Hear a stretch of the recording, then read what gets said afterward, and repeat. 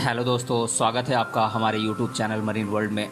दोस्तों, आज के इस वीडियो में मैं आप लोगों को बताऊंगा फ्रांस के इतिहास और इससे जुड़ी महत्वपूर्ण घटनाओं और इसके बारे में मैं आप लोगों को विशेष जानकारी दूंगा। दोस्तों, वीडियो में आगे बढ़ने से पहले मैं आपसे रिक्वेस्ट करना चाहूँगा कि अगर आपने अभी तक इस चैनल को सब्सक्राइब नहीं किया है तो इसे ज़रूर सब्सक्राइब कर लीजिएगा और अगर वीडियो अच्छा लगे तो इसे शेयर ज़रूर कीजिएगा। तो चलिए दोस्तों, इस वीडियो को स्टार्ट करते हैं। क्षेत्रफल की दृष्टि से फ्रांस यूरोप महाद्वीप का सबसे बड़ा देश है। इसी प्रकार की फ्रांस के बारे में जानकारी हम आपके लिए लेकर आए हैं आज के इस वीडियो में। फ्रांस आधिकारिक रूप से फ्रेंच रिपब्लिक एक एकात्मक संप्रभु राज्य है, यानी कि एक सॉवरेन स्टेट है जिसमें पश्चिमी यूरोप और बहुत से विदेशी क्षेत्रों और प्रदेशों का समावेश है। फ्रांस के यूरोपियन और मेट्रोपॉलिटन क्षेत्र भूमध्य सागर और उत्तर महासागर और राइन से लेकर अटलांटिक महासागर तक में फैले हुए हैं। विदेशी फ्रांस, यानी कि अगर हम बात करें फ्रांस की मुख्य भूमि को छोड़कर, तब दक्षिण अमेरिकन महाद्वीप पर फ्रेंच गुयाना और अटलांटिक प्रशांत और हिंद महासागर में बहुत से द्वीपीय प्रदेशों का समावेश है। इसमें फ्रांस 6,43,801 वर्ग किलोमीटर के क्षेत्रफल में फैला हुआ है और फ्रांस की कुल जनसंख्या है 66.7 मिलियन। यह एक अर्धराष्ट्रपति गणतंत्र शासित प्रणाली वाला देश है, यानी कि सेमी प्रेसिडेंशियल गवर्नमेंट है यहाँ पे। और फ्रांस की राजधानी पेरिस है।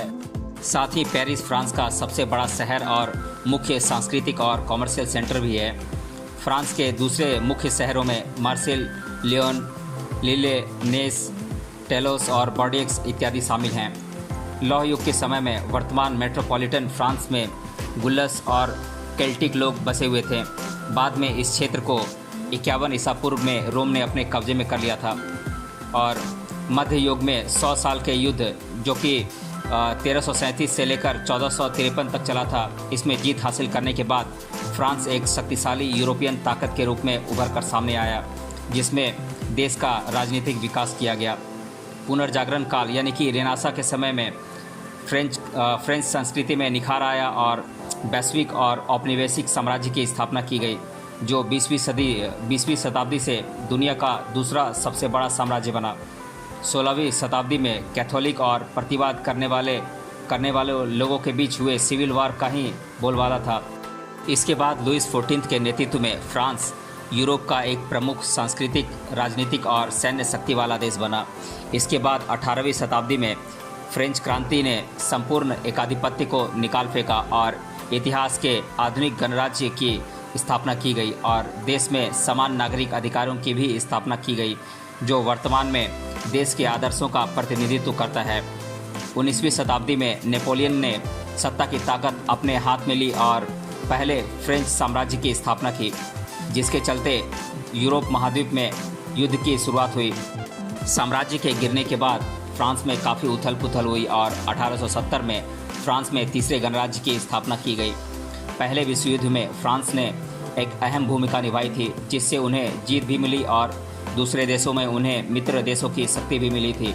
और लेकिन 1940 में एक्सिस पावर ने उन्हें कब्जे में ले लिया और 1944 में मुक्ति के बाद चौथे गणराज्य की स्थापना की गई और बाद में अल्जीरियन युद्ध में इसे भंग कर दिया गया।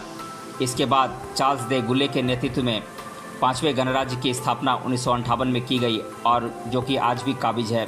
1960 में अल्जीरिया और आसपास के सभी कॉलोनियां आज़ाद हो चुकी थीं। काफ़ी लंबे समय तक फ्रांस कला, विज्ञान और दर्शन शास्त्र का वैश्विक सेंटर रह चुका है। यूनेस्को वर्ल्ड हेरिटेज साइट्स में भी फ्रांस का समावेश है और हर साल तकरीबन 83 मिलियन विदेशी लोग यहाँ आते हैं, जो कि दुनिया में किसी भी देश की तुलना में सबसे ज़्यादा है। फ्रांस एक विकसित देश है और नॉमिनल जीडीपी दर के हिसाब से इसकी अर्थव्यवस्था दुनिया की छठी सबसे बड़ी और परचेजिंग पावर पैरिटी के हिसाब से दुनिया की 9वीं सबसे बड़ी अर्थव्यवस्था है। औसतन पारिवारिक संपत्ति की श्रेणी में दुनिया में फ्रांस का चौथा नंबर आता है। शिक्षा, स्वास्थ्य, जीवन प्रत्याशा और मानव विकास के क्षेत्र में भी फ्रांस ने अंतर्राष्ट्रीय स्तर पर अपनी पहचान बना ली है। दुनिया भर में फ्रांस महाशक्ति के रूप में मशहूर है और साथ ही यूनाइटेड नेशन का संस्थापक सदस्य भी है। यूनाइटेड नेशन सिक्योरिटी काउंसिल में स्थायी 5 सदस्यों में फ्रांस भी शामिल है और यूरोपियन यूनियन का मुख्य सदस्य भी है। और साथ ही France G7 North Atlantic Treaty Organisation यानी कि नाटो और Organisation for Economic Cooperation and Development यानी कि OECD और वर्ल्ड ट्रेड ऑर्गेनाइजेशन यानी कि WTO और ला फ्रांकोफोनी का भी सदस्य है। अब हम फ्रांस के इतिहास से जुड़े कुछ महत्वपूर्ण दिवसों और वर्षों को जान लेते हैं। मैं एक एक कर इन दिवसों को आपको बताता जाऊंगा और उन दिवसों पर कौन कौन सी घटनाएं घटित हुई थी उन्हें भी आपको बताता जाऊंगा। ये दिवस हैं 1789 यानी कि 1789 में फ्रेंच क्रांति की बदौलत 9वीं शताब्दी में राजशाही शासन प्रणाली का खात्मा हुआ और पहले गणराज्य की स्थापना की गई। 1804 से लेकर 1814 तक नेपोलियन बोनापार्ट ने खुद को पहले फ्रेंच साम्राज्य का बादशाह बनाया। फिर अपनी सैन्य शक्ति की बदौलत ज़्यादातर यूरोप महाद्वीप को उसने अपने नियंत्रण में ले लिया। 1815 में वाटरलू के युद्ध में नेपोलियन को हार का सामना करना पड़ा और दोबारा राजशाही साम्राज्य की स्थापना की गई। 1914 से लेकर 1918 तक पहला विश्व युद्ध हुआ, जिसमें उत्तर पूर्वी फ्रांस की खाइयों में भारी हताहत हुई, जिसमें 1.3 मिलियन फ्रांस के पुरुषों की मौत हो गई और युद्ध में काफ़ी लोग घायल भी हुए थे। 1939 से लेकर 1945 तक दूसरा विश्व युद्ध हुआ और जर्मनी ने फ्रांस के ज़्यादातर हिस्से पर अपना कब्जा कर लिया था। दक्षिण में विची शासन नाजीज की सहायता कर रहा था। इसके बाद युद्ध के सचिव जनरल दे गुले ने लंदन में निर्वासित सरकार की स्थापना की और बाद में अल्जीयर्स में भी इसकी स्थापना की गई। इससे फ्रेंच प्रतिरोध का उदय हुआ। 1946 से लेकर 1958 तक चौथे गणराज्य को आर्थिक पुनर्निर्माण और फ्रांस की विविध कॉलोनियों की आज़ादी की प्रक्रिया से चिन्हित किया गया, यानी कि इस काल में फ्रांस की कॉलोनियों को आज़ादी मिली थी। और 1957 में यूरोपियन इकोनॉमिक कम्युनिटी यानी कि EEC की स्थापना के लिए फ्रांस ने जर्मनी और दूसरे यूरोपियन राष्ट्रों के साथ शामिल हुआ। और 1958 में चार्ल्स दे गुले को अल्जीरिया संकट से उबारने के बाद पुनः ताकत मिली और इसकी बदौलत उन्होंने राष्ट्रपति पद की मजबूत दावेदारी के साथ 5वें रिपब्लिकन की स्थापना की। 1962 में फ्रेंच कॉलोनियल शासन से अल्जीरिया ने आज़ादी की घोषणा की और 1969 में दे गुले ने राष्ट्रपति भवन छोड़ा और जॉर्ज पोम्पिडो को राष्ट्रपति बनाया गया था। और 1981 में सोशलिस्ट उम्मीदवार फ्रैंकोइस मिटरेंड को राष्ट्रपति पद के लिए चुना गया और 1995 में जैक्विस चिरक की नियुक्ति राष्ट्रपति के रूप में की गई।